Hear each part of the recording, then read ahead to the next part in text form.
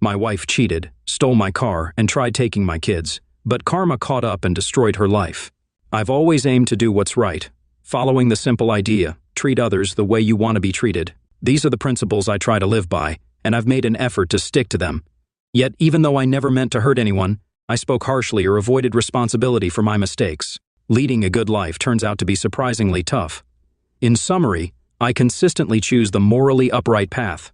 When faced with challenges, I present facts in a friendly manner when addressing others' errors and acknowledge my own faults. Despite my dedication to these values, a major life event took me by surprise. I was just going about my life, unaware of any warning signs when it happened. Update: returning from a 2-day conference in Texas, I was met with a surprise from my wife in the kitchen. Casey and our kids were laughing. When I inquired about the source of their amusement, the atmosphere shifted. Casey didn't ask, she told me to sit down. She suggested that I take a seat and wave some papers in my face. There were adoption papers among them, and she explained that she wanted Jeff to adopt the kids. Assertively, she stated that she wasn't asking for anything except the house. According to Casey, I should sign the papers because she believed I wanted the best for the children, and then we could move on. She said all this in a cool and composed manner. My wife of 12 years had just handed me divorce papers and adoption forms for our 3 kids. My son Devin gave me a little smirk. Devin was 10. Joy, my daughter, didn't even bother looking at me. She was 9 and busy with her iPod, not bothered about losing her father. Patrick, my 7-year-old, was the only one speaking up. Patrick explained that Jeff had a big house and that they liked him, as if that would make everything okay. I just sat there, looking at Casey and the kids like they were crazy. I wondered if she was high or drunk, but there was no drink smell. So why this sudden divorce? Casey dropped the papers on the counter and gave me a check for half our bank accounts, demanding the kids take my bags to my truck. Unbelievable. They had packed my bags before I got home and waited for the right moment to spring it on me. I asked Casey, with a slightly menacing tone, if she thought I was going somewhere. She replied that I was moving out and asked if I hadn't been listening. I retorted, saying that this is my family's house. My parents said I could live here long before we got married. I didn't recall her name being on anything tied to this house. I didn't know why she wanted a divorce, but she wasn't taking my parents' house. I shouted that she could leave, but I was staying in this house. Casey rolled her eyes and, realizing she couldn't win, changed her orders and yelled at the kids to pack their bags. They had to change their plans and go to Jeff's house. I finally asked who in. The heck Jeff was, and Casey responded that he was the man who's been with her while I'm at work. She wasn't guilty or remorseful. Casey showed nothing but disrespect and contempt for me. I looked at my kids for support, and my daughter told her brothers to hurry up, stating that Jeff could give them a better life. She added that Mom loves him, and so do we. My sons nodded in agreement. I stood up, walked to the door, and opened it. They all headed toward Casey's car. I told Casey not to touch that car, explaining that I pay for it, and it's in my name. I instructed my son to call his sorry pals and tell them to pick all of them up. Casey and the kids looked back at me, and all of them, the kids as well as Casey, flipped me the bird. I was beyond angry. I had worked for this family and they ditched me for some money. I did what any normal man would do. I got really drunk. For the first time in my life, I hated somebody. I hated this Jeff guy with a passion, but more than him, I hated my family. I realized that it wasn't all him. My so-called family had chosen to betray me. Once I had sobered up the next morning, I cleaned myself up and went online to find a lawyer. I made an appointment for the next day at noon. They love him so much, I decided to give them what they asked for. My attorney looked over the agreement and told me to sign it before Casey changed her mind. I signed it and my lawyer sent it back. Casey didn't even ask for child support. In the blink of an eye, with the stroke of a pen, I no longer had a wife or kids. My family tossed me aside like old bread. So much for staying together until the kids leave or growing old together. Update: 6 months later, the divorce was finalized. Like everything else, I changed over time. I threw myself into work, returned to college, and earned my master's and PhD. Now I was Dr. Billy, PhD, CPA. Many find accounting dull, but it somehow matched my life. I chose to start my own office, a boutique operation catering to high-net-worth clients with personalized attention. Through word of mouth, my client base grew, and by the end of my 2nd year, I was saving a significant amount. I met Patty, a wonderful woman who shared my values and interests, a bit taller than Casey with curves in the right places. By the end of the 4th year, my firm needed more space, so I bought a 5-story office building instead of renting. Patty, and I loved it so much that we got married on the 4th floor, a small but festive event. Perhaps I enjoyed myself too much, because a few months later, Patty revealed she was pregnant. I wished for more alone time with my wife, as my life had been improving over the last 6 years. However, I was shocked when Casey served me with child support papers asking for $3,000 a month and $432,000 in back child support. It seemed absurd since I hadn't heard from them in 7 years. I laughed and handed the papers to my attorney. After a good laugh, my attorney called Casey's attorney. Discovering Casey was broke and alone, she had learned about my success, remarriage, and growing family. Casey's husband, Jeff, disappeared, and a week later, she was served with divorce papers. Jeff refused to pay child support, claiming coercion by Casey to sign adoption forms. The judge declared the adoptions void. With their divorce finalized and money gone, I became Casey's next option. Casey involved my parents, who had stayed in touch with her since she left me. They sided with her without telling me about their contact. Casey played the actress, and my parents believed her story. My dad was the first to talk to me, urging forgiveness and family reunification. I reminded him of my remarriage, and my father suggested fixing my marriage to Casey, leaving Patty, and taking care of the kids.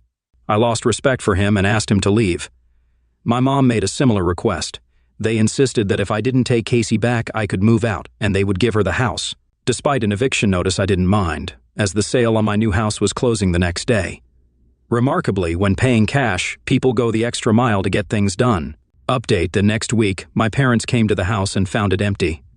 Casey and her kids moved in the following day. It's been 2 years since then, and I haven't talked to my parents, Casey, or her kids. Patty and I now have 4 kids, and our business is thriving. This year, I received the Businessman of the Year award for our area.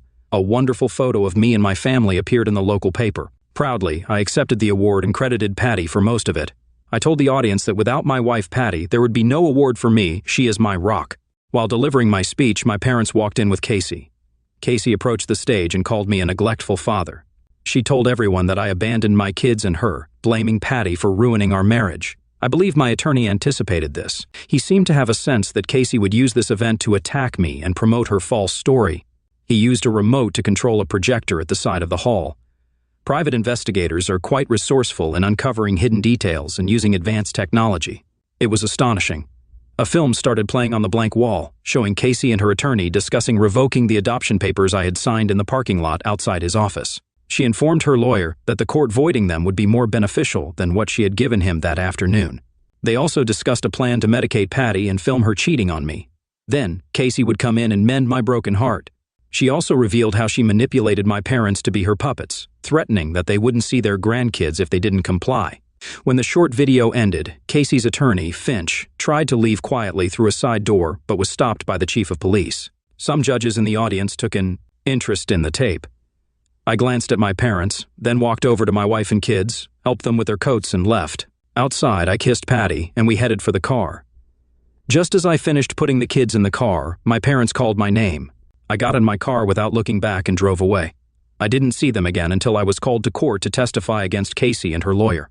After giving my testimony, I left the courtroom. My father was waiting outside. My father expressed how sorry he and my mother were and asked me to give them a chance to make things up. He mentioned the 3 kids who missed me and the 4 grandkids they had never met. My father urged me to find it in my heart to forgive them and put the family back together. I just looked and turned away. After a moment, I stopped and told him I would think about it. Update: Casey received a 3-month jail sentence and 4 years of probation. Her lawyer was disbarred for conspiring to commit fraud against the court and me. The Child Welfare Department warned that the kids would go to foster care unless my parents or I took them. I asked my parents to take them. My dad said I'd have to forgive them someday. My dad questioned if wanting to be part of the grandkids' lives was so terrible, emphasizing that they were old and would miss most of their lives. He asked if I was heartless, unable to see that she made a mistake. I explained that there's nothing wrong with wanting to be in their lives, but Casey wasn't just mistaken, she was cold-hearted and got what she deserved. The kids chose him. I reminded him of his past words, saying that some things can't be forgiven, and he also mentioned the road to hell being paved with good intentions. I pointed out that he turned his back on me when Casey lied, cheated, and turned the kids against me, and he still sided with her. Now he wanted me to act like nothing had changed. I told him that he's old enough to know he made the wrong choice, and now he has to live with the consequences. That was a decade ago. Casey didn't learn her lesson. She married again and attempted the same deceit as she did with me, but it didn't end well. Her husband caught her with her lover and kicked them both. My kids with Casey are grown. Devin and Patrick are in prison. Joy, before anything went wrong, came to our house seeking to be part of our family. Patty believed Joy had been misled by her mother and insisted we take her in to help her live a moral and productive life. My parents met my kids before they passed away, leaving everything to my judgment. They asked me to distribute their assets fairly among their 7 grandchildren. In my will, Patty and I will soon be empty nesters, and I'll cherish having my wife back all to myself. For some, Billy is seen as weak for not fighting to keep his family or for walking away. Some things just aren't worth the fight. My name is Rick, and during high school and college, people often thought of me as a computer geek. While I'm not the best-looking guy, I stand at 6 feet tall, weigh around 170 lbs, and have light brown hair. I've always been into computers, programs, and games, and anyone with computer troubles usually came to me for help. That's how I met Karen, who eventually became my wife 7 years ago. We were both students at the University of Wisconsin. Karen studied ABA legal studies while I focused on computer science. She aspired to be a corporate lawyer, and I aimed to delve deeper into computers and programs. When Karen struggled with her computer system, a professor from the computer science department referred her to me. I helped her grasp the system, and we not only became efficient collaborators but also good friends, spending a lot of time together. Now, let me introduce Karen. She's an attractive 4 Hungarian forints and tall blonde with a stunning 36 to 24-36 figure. She's not just good-looking, she also has a fantastic personality and easily connects with everyone. I genuinely liked her, and over time, I fell deeply in love with her. Karen, in turn, got to know me and fell in love with me too. It might sound surprising, but stranger things have happened, although I can't think of any right now. Update: after 2 years in school, Karen realized she wouldn't achieve her goal of becoming an attorney. However, she remained interested in legal work and applied for jobs as a legal secretary. She landed a position with a major brokerage firm and quickly adapted to the job. We got married within 2 months, and she continued working to support us while I finished school. Over the last 5 years, her hard work, dedication, and friendliness helped her climb the corporate ladder. She was eventually transferred to the Chicago headquarters to be the assistant to the manager of the firm's legal department. I earned a degree in computer science and decided to make a good living by writing computer game programs, starting my own business. I've created numerous popular games that you or your kids would recognize. I've made a substantial amount of money and no longer need to work as hard. We moved to Highland Park, a suburb of Chicago along Lake Michigan. Since we were both successful in our work, Karen and I have built a comfortable life together, working because we enjoy it, not out of necessity. To avoid getting bored, I secretly started another company in Milwaukee, about an hour's commute, investigating computer software fraud. CSFI Inc. Through confidential contacts at the Institute of Computer Technology, I began with a small client list that has continued to grow through word-of-mouth advertising. CSFI Inc. now has about 150 clients and might be working on 5 or 6 projects at any given time, generating profits exceeding $3 million last year. I hired a competent office manager, Carrie, and contracted computer experts like myself for investigation work. We rotate them on projects so they don't become too familiar to the customer. The only actual employees of the company are Carrie, me, and the investigators. Each gets paid a percentage of the fee for the projects they do for me. Due to the huge profits in the software industry, the need for confidentiality and secrecy is extreme, so I've always maintained anonymity. In fact, no one at the company knows me, not even Carrie, because I always wear a disguise to hide my true identity when I investigate. I even wore a disguise when I hired Carrie to keep my involvement a secret. Over the years, I've become adept at developing new disguises to fool everyone. When I investigate a case, I get paid like the rest of the investigation staff, except my pay goes to a separate account I've set up under an alias. The majority of the investigations are done by my contracted staff, but about once a quarter, I take on a job myself for fun. Karen is unaware of CSFI Inc., so I use the pretext of going to Milwaukee to meet with my game distributor to get away for a few days to do the investigation. Actually, all of my computer game business is done through the internet.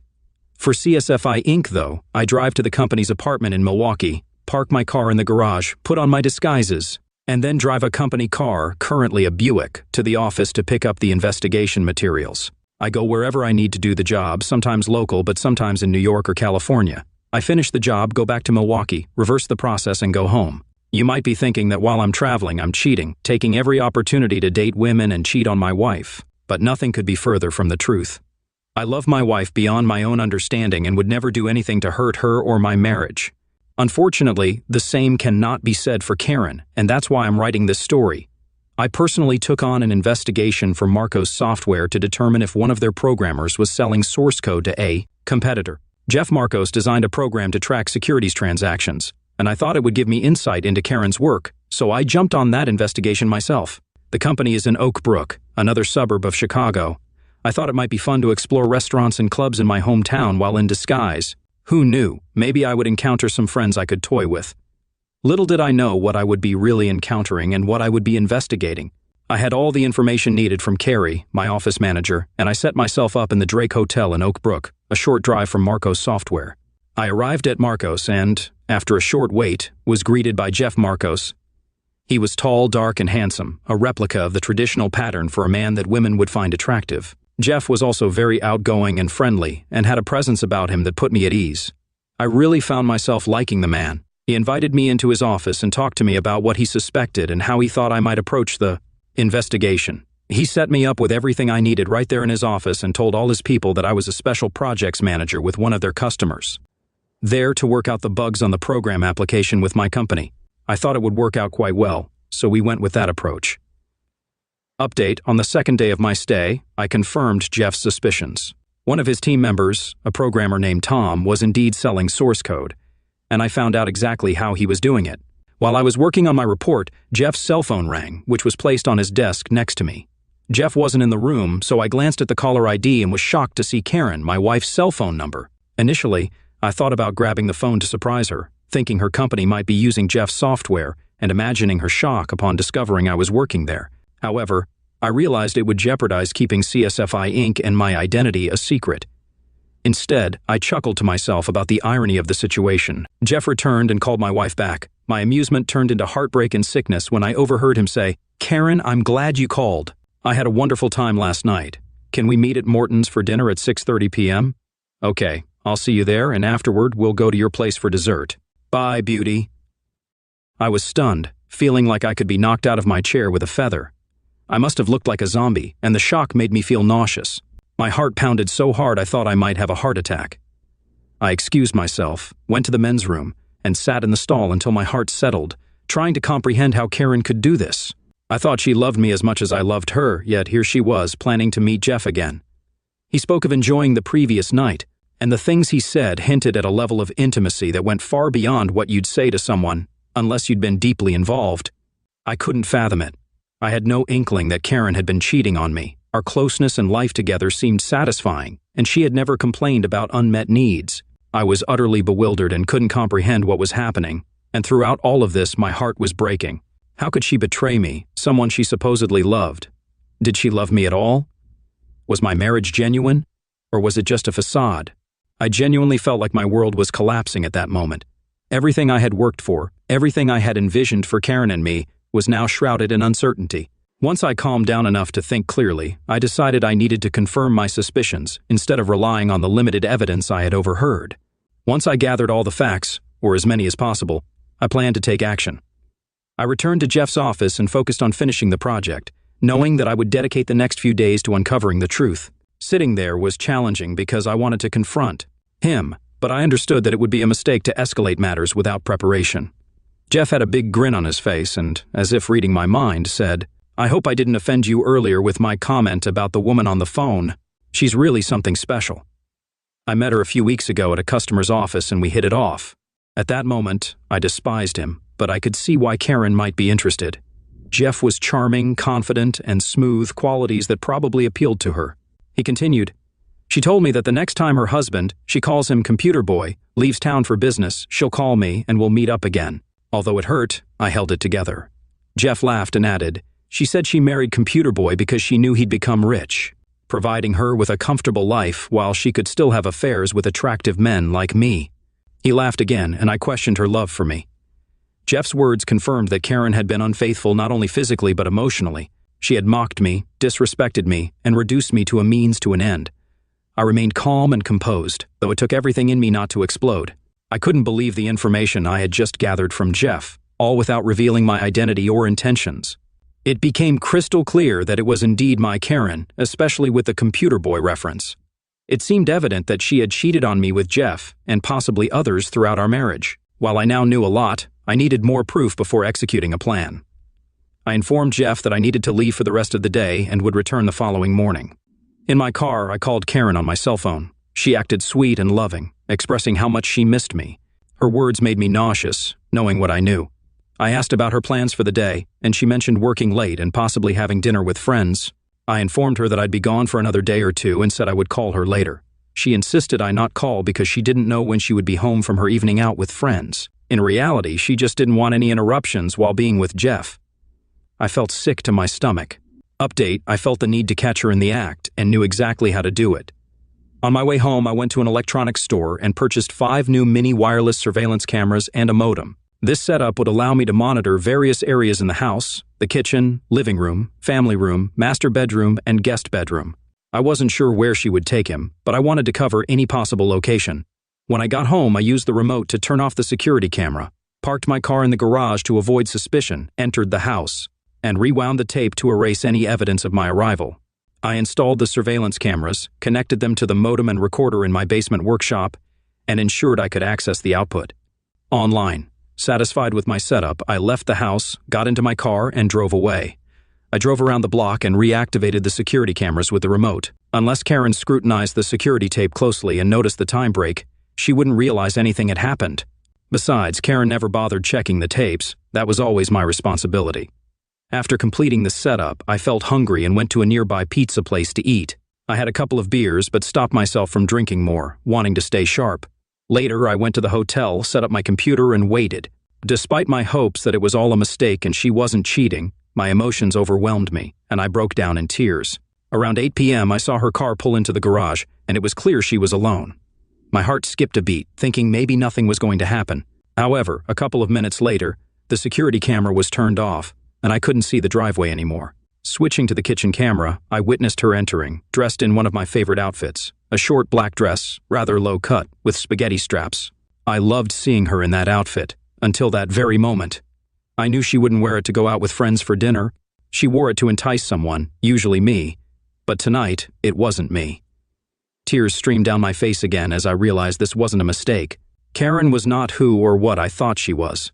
I didn't have to wait long for Jeff to enter the kitchen. Apparently, Karen left the garage door open, and he parked his car in my spot to avoid the neighbors seeing it. When he walked in, Karen embraced him, and they shared a kiss while he rubbed her back. She suggested moving to the bedroom. They grabbed a bottle of wine and 2 glasses and left the kitchen. I switched to the living room camera and saw them pass on their way to the bedrooms. Strangely, I hoped she would choose the guest room over our bed, though I knew it was a ridiculous thought. However, that wasn't the case. When I switched to the guest room camera, nothing was there. Switching to our bedroom, they were sitting on the bed, kissing. Karen opened the wine, poured each of them a glass, and toasted to a handsome man and great closeness. They drank half the glass and set them down. Jeff stood up and Karen opened his pants. I couldn't believe what I was witnessing. I wasn't turned on, and I didn't want it to happen. If it seemed like the first time, I would have stopped it, but there were signs it wasn't. I needed proof before deciding what to do. Everything I feared happened. Karen praised their encounter and suggested doing it again tomorrow night. My heart broke when she expressed that she might not let me be her bad life with her again. Until that moment, I thought she loved me and just wanted more closeness. I hoped confronting her would make her stop out of love for me. But with that comment, I realized she didn't love or respect me. I knew. Our marriage was over because I couldn't live with someone who didn't love and respect me, no matter how much I loved her. My love for her died, and even though I never expected it, I had to mourn its loss. I turned everything off, got into bed, and cried until morning. When I woke up, I saw my swollen eyes and messy appearance in the mirror and knew it was going to be a tough day. Despite the pain, I understood what I had to do. Update, I had been considering how to end our marriage and frankly how to hurt her like she hurt me. I know seeking revenge is immature, but I felt I needed to hurt her for my healing to start. I didn't harbor strong resentment toward Jeff, but it didn't seem right for him to be involved with another man's wife, break up their marriage, and not face consequences. I wanted my revenge, and maybe then I could move on. I went to Jeff's office to execute my plan. As computer boy, it was easy for me to make it happen without leaving any clues. I didn't even want to physically damage him anymore. I just wanted my revenge, and the cost would be high for both of them. During Jeff's staff meeting, I took his keys, had copies made, and accessed his house where he stored copies of his source code.